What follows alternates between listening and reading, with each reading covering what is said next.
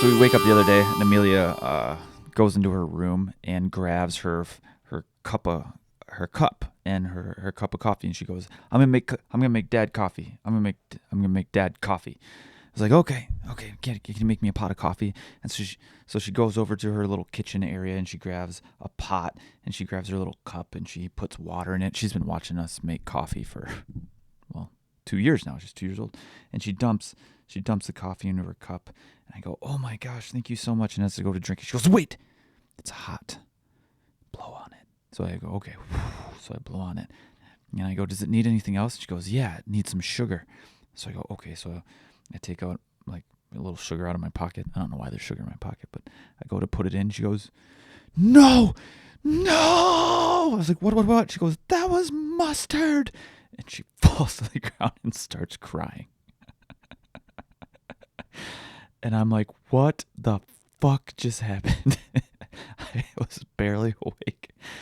And parenting is, I guess, like mustard in your coffee. It's unpredictable, and it catches you off guard. And that's how my morning started. And I've been trying to figure out. I wrote this on Wednesday because I had a bit. The week started insane with a lot of stuff, and then now it is Monday of the following week, and so much other garbage has happened.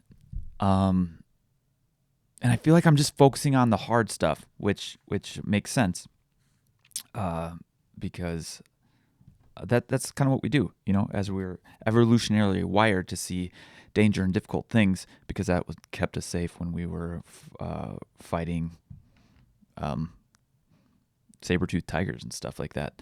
So we're meant to see threats and dangers and not always the good stuff. So I want to be very clear that there's a lot of good stuff happening, but there's a lot of places for me where I would like to grow.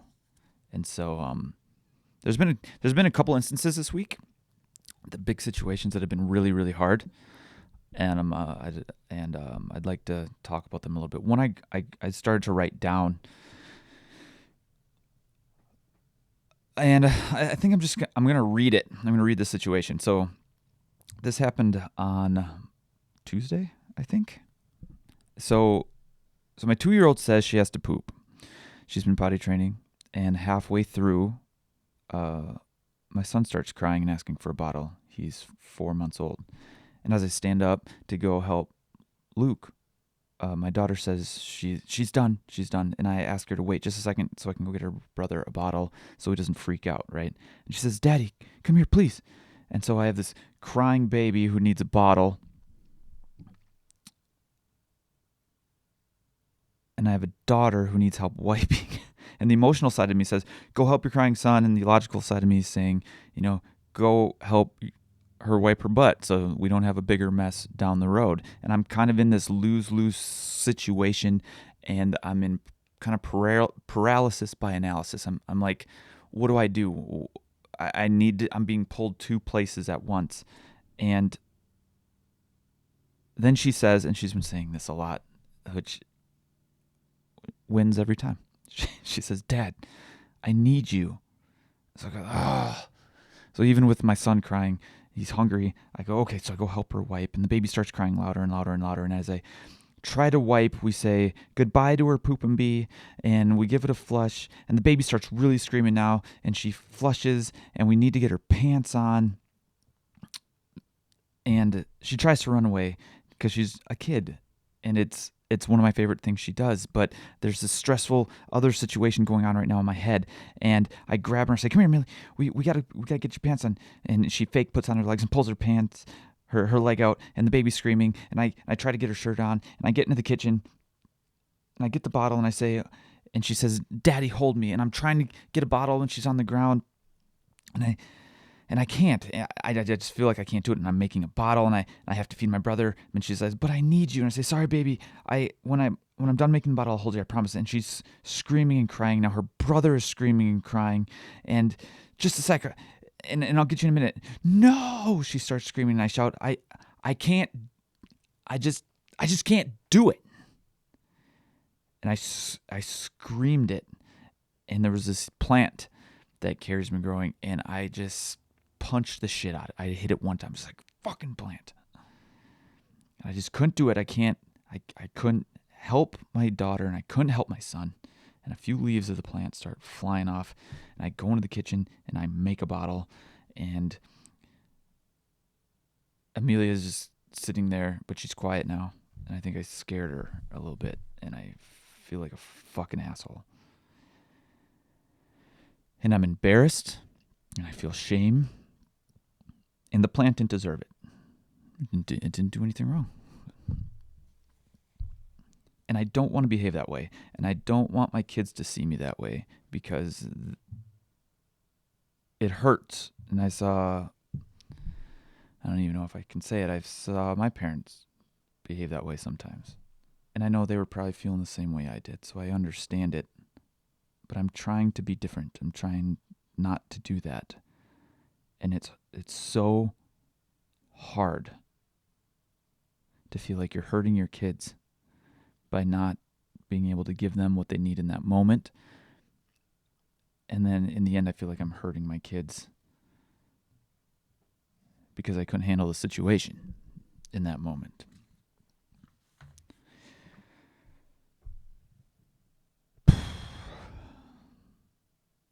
So what I've learned through the help of trying to solve my depression issues and anxiety is this is just called a flight, fight or freeze or fawn situation. I'm in one of these survival mechanisms at that point, and what I tend to do is fight. I get up and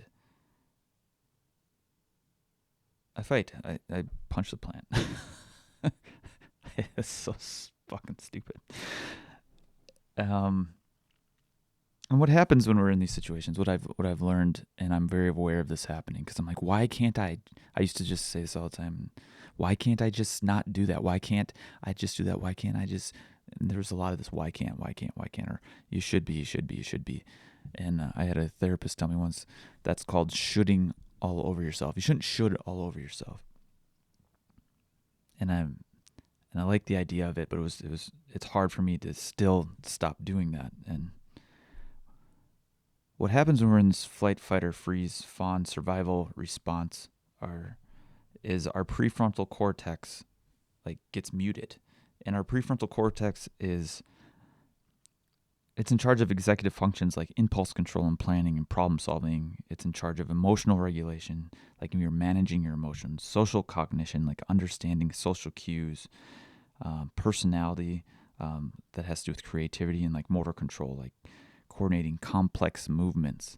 So imagine if that's starting to get muted, like your impulse control is out the window, and planning and problem solving is out the window. So when I literally feel like I'm out of control, I am, because more of my energy and mental resources are going towards this survival response. And that fucking sucks. Biologically. I know it's happening biologically, but man, when your kids are involved, or people you love, it's a whole different animal.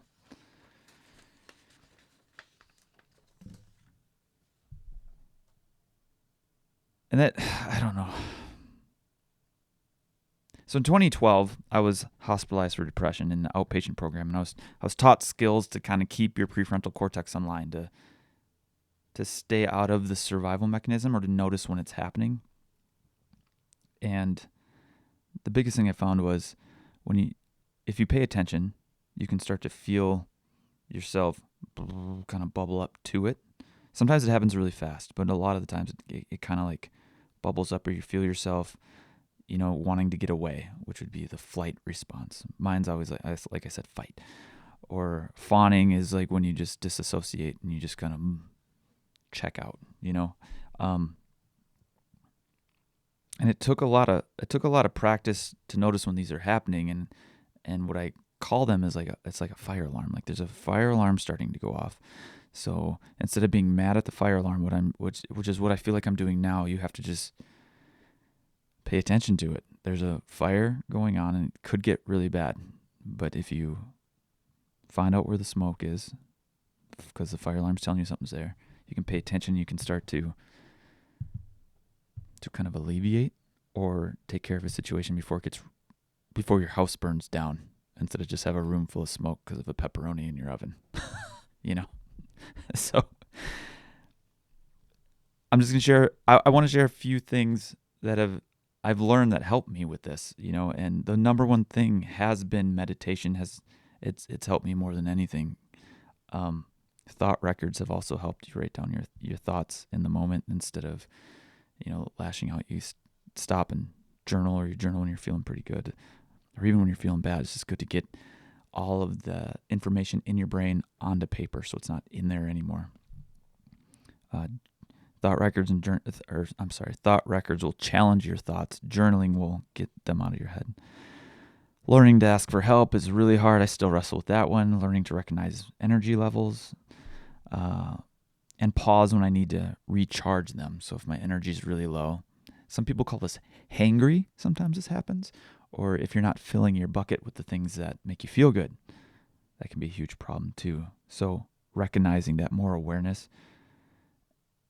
And I got really good at this, I think. And not to pat myself on the back, but when I was not married, didn't have a house, and when I didn't have kids, this was way easier. And it was hard at the beginning. It was really, really, really hard at the beginning, but I got pretty freaking good at it. But when you've got a 2-year-old yelling at you because you put imaginary mustard in her cup, in her fake coffee, and you feel the stress start ramping up, but also like this is hilarious at the same time. You can't just say, like, hold on, my darling, I have to go meditate for 30 minutes. Just give me some space.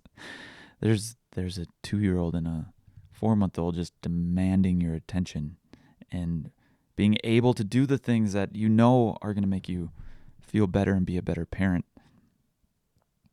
and handle these stressful situations better is hard.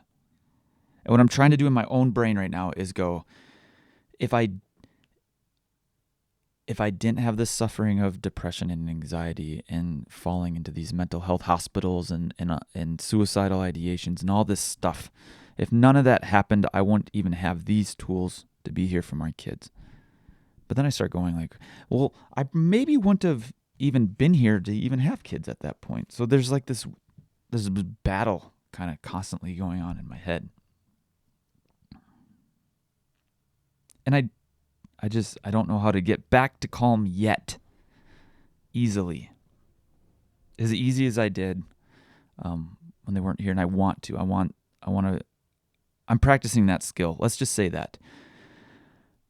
There's this huge part of me when I'm talking into this that I feel like I have to have it figured out. Like, hey, I went on this journey. I saw things that maybe people haven't seen before, and I went and struggled to get there.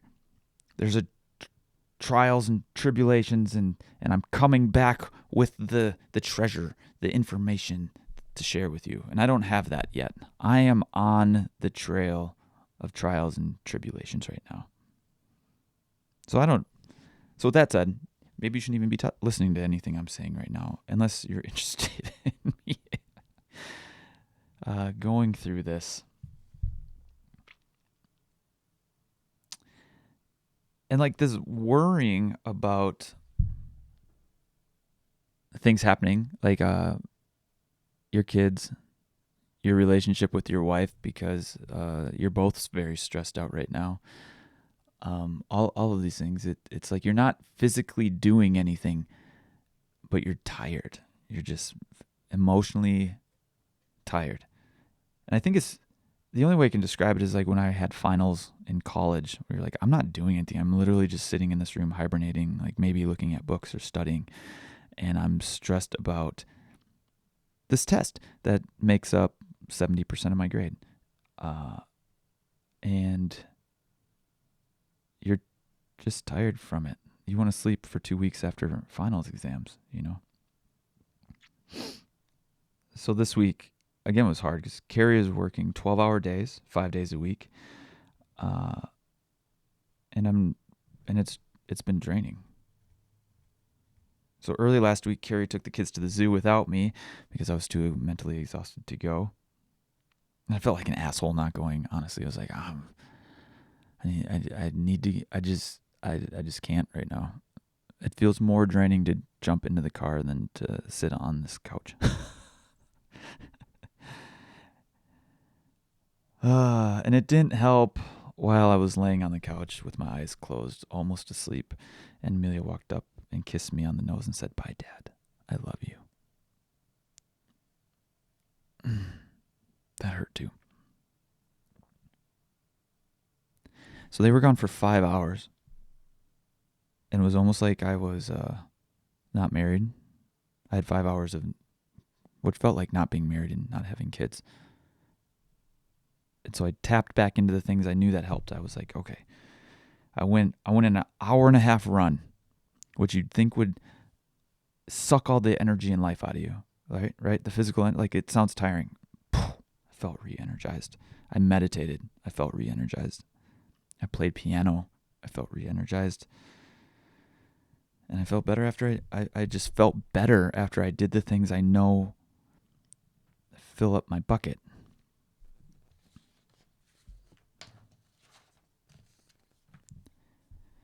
And I'm not good at asking for help. I tend to keep those things. My pattern is I tend to keep doing things and doing more things and more things and more things until I burn out and I'm forced to break. I'm physically not able to do it anymore. And I noticed this pattern for the first time when I was doing track. I was like, you just need to train harder. Oh, you don't feel good? You just need to train harder. You need to do more. You need to train harder. You need to add this on top of your training. It's like, at that point, you're training 5 hours a day, 6 days a week. And that 7th day a week, you feel like a loser because you're not doing anything. So I ended up being hurt all the time and overtraining and performances dropped. But instead of looking at like, oh, my training is I'm doing too much, I was like, I need to do more because my training is dropping. There's this vicious cycle that was happening there. I was overloaded. And it was hard to admit as an athlete at the time. And it's hard to admit now as a parent. It's even harder to admit that now as a parent, that it can be a lot. You start comparing yourself to other people who are like, well, that person's a single parent doing it with 3 kids. And you're like, well, that doesn't help anybody, including myself. Like, I need to focus on what's helping me at this moment. And I'm still trying to figure out what works best for me as a stay-at-home parent and stay present when my kids are stressed. And to me it's important because they're learning how to they're learning these skills by watching me. And there's a really good example is I was doing pull-ups. I did a little workout on Saturday. Yeah, I did a little workout on Saturday. So I was doing some pull-ups in our basement, and I walk in on my like 3rd set, and Amelia goes, I want to do pull-ups. And I was like, Amelia, I got 5 more to go. I got 5 more pull-ups to go. And she goes, no. And she kind of walked over and tried to grab my legs and pull me down. I was like, no, Amelia, I'm going to kick you if I pull up, because I kind of cheat a little bit and pull my knees up, and I don't want to. I'm just thinking, I don't want to hit her in the face. This is terrible. And she just goes, it's my turn to do pull-ups. I said, no, you got to wait. And then out of nowhere, she goes, my turn to do fucking pull-ups. I had to stop because I was laughing so hard. One, she wanted to do pull-ups because I was doing pull-ups. She wants to copy what I'm doing. And then I swear a lot, and she learned how to say fucking, and she said it in a funny way. I fucking do pull-ups too. Like, okay. All right. So we had a little talk about fucking, or saying the word fucking, and she didn't get it right away because then she saw the dog poop in the house, and she goes, fucking Ari.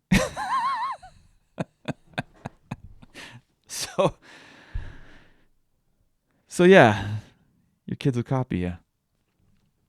They do that, and I'm aware of that. Maybe I gotta give myself a little more grace. I had 2 little blow-ups like that. There was another one where we were in the bathtub and we were trying really hard to get. I was trying really hard to hold a boundary and get her to clean up her toys. And that was the deal we made. And we literally sat there for 40 minutes. And again, the baby started screaming and she started crying. And it just, I left the room and went into a pillow. And that was a lie. I didn't go to a pillow. I just went to the other room away from the kids and just yelled fuck at the top of my lungs. And then I yelled, I can't do it. And then, oh man, I can't believe I'm even saying this to you guys. Not that it matters, but then I sent Carrie a text. Let me read it to you. I literally wrote, I'm not cut out to be a parent. I'm done. We'll figure it out when you get home. And that was just in the moment. You know, I do feel like that sometimes, that I'm not cut out to do this, because I have been meditating more. I've been making it a very big priority. And when I sit down and I meditate and I'm trying to figure out where's the anger coming from? Like where's this fight or flight coming from? It's this stress. And deep down what it really is for me is that I feel like I'm hurting my kids. I feel like I'm not good enough for them.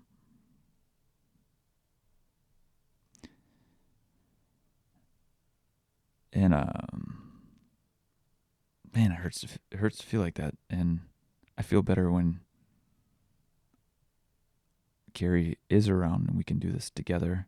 And there's one parent to one kid. There's a 1-to-1 ratio. But that's just not the situation we're in right now. So trying to do 2 kids, I mean, 2 under 3 is tough. And yeah, this is really really hard to say that I just don't feel like I have it yet. I don't think I'll ever feel good enough for my kids, because they're the best. They're the best in the world. And I don't know. I want Carrie and I to be able to talk about this stuff more. And it's hard when she's tired from working these shifts and I'm tired from coming home. And then we're both a little bit more reactive instead of responding to each other and listening. And so that's been hard too. And I've been getting a lot of messages from people who feel like they're in similar situations. Like I got a message from a guy who said 16 years ago he had a 3-year-old who wouldn't stop crying, and he got overstimulated and frustrated, and he said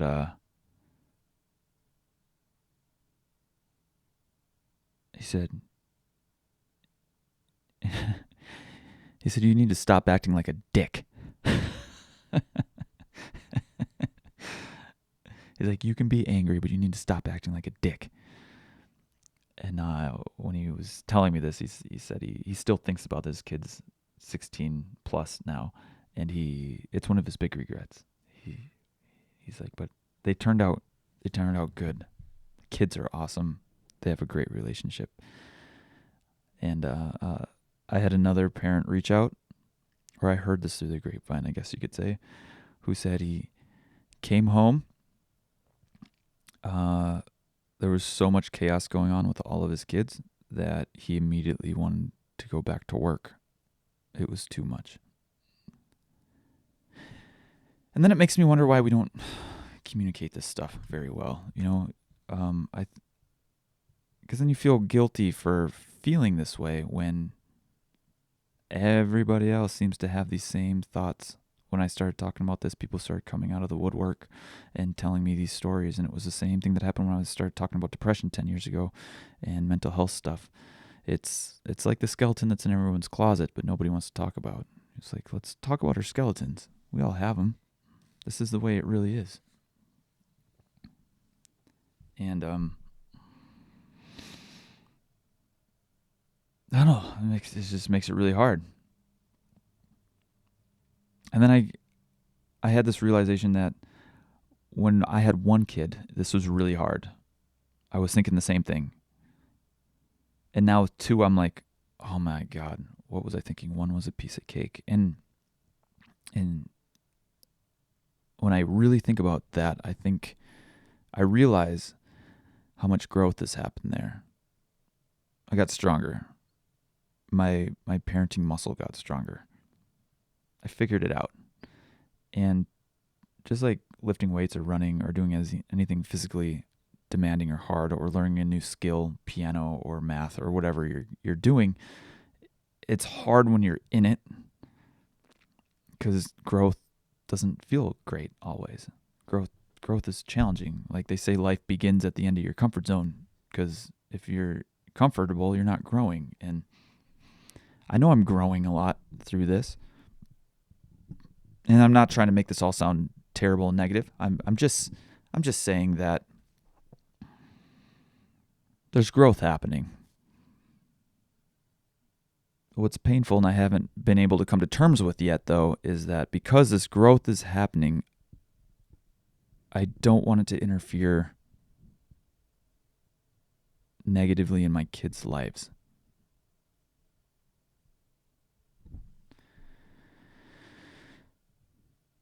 So that guy who told me he called his son a dick, he just goes, in that same message he sent me, he just said there's a lot of like rupture and repair going on. And that seems to be what kept him sane.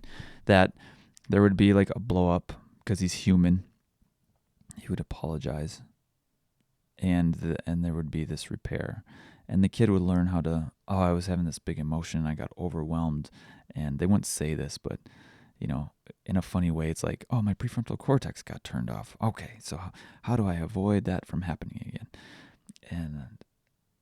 And by being an adult and a parent, going through the process, learning this skill with your kid, no matter what age you are, I think you're teaching your kid how to do that at a much younger age so they'll be better off in the future. That's what I keep telling myself. And I believe that. I really do. I think if you do that right, and the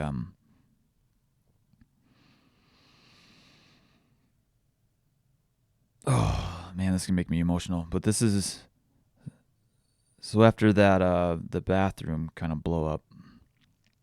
I was sitting next to Amelia on the couch, and I just gave her a big hug. And I was like, I can't believe you're still sitting next to me. I just felt like a piece of garbage, piece of shit. And I know I'm beating myself up over this. That's what I do, and I'm trying to be better at that too. But I had a bad moment that I'm not proud of. And I feel shame over it, and shame tells you that you're a bad person. Guilt will tell you that what you did was a bad thing. So I'd like to try and switch that to guilty instead of shameful, but that's hard. I'm working on it.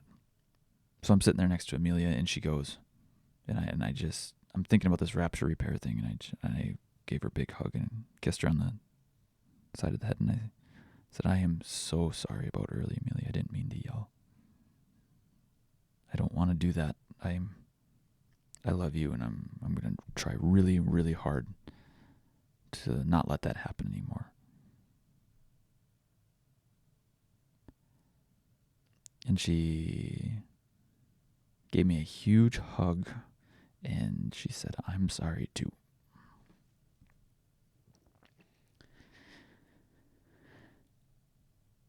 Well, that made me start crying.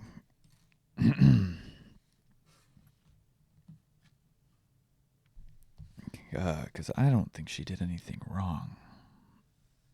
And then there's part of me that's like, is Is she learning? Does she know? I don't know. She's 2 years old. Does she even know what sorry means? But in that moment, it felt like she saw that I was really sorry, because I don't want to do that. So I guess I don't have it all figured out. I don't know what works best for me yet. I'm still kind of on this growing phase here, but what I do know is having a little time to myself to recharge has done wonders. It does help. I guess the trick is, for me right now, is allowing myself to ask for it when I need it.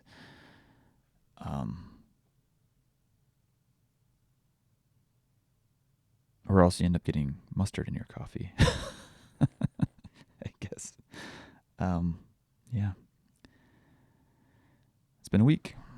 Hopefully, maybe I'll do a little chippery, a little more fun vlog next week. This is just me ranting about my life and hard things going on. But yeah, life's meant to be experienced, everybody. Curiosity will get you there. See you next one.